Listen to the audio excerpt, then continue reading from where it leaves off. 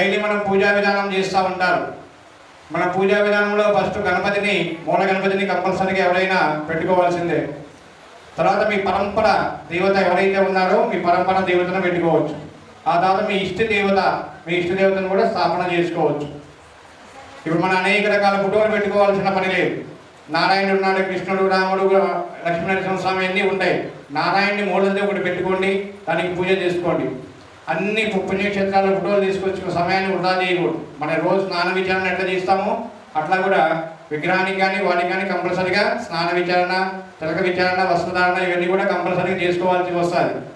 కాబట్టి అనేక రకాలు గుళ్ళో ఫోటోలు పెట్టుకోకుండా నారాయణ అంశకు సంబంధించింది ఒక్క ఫోటో పెట్టుకోండి. మీ ఇష్టం, రాముడి ఇష్టం అనుకోండి, రాముడికి చేసుకోండి. కృష్ణుడికి ఇష్టం అనుకోండి, కృష్ణుడికి చేసుకోండి. శివతత్వంలోకి వచ్చేసరికి శివుడు అన్ని జ్యోతిర్లింగాలు కానీ ఇవన్నీ ఉంటాయి కాబట్టి ఆ శివుడి నామం చేసుకొని పంచాక్షరి నామం చేసుకొని వచ్చును.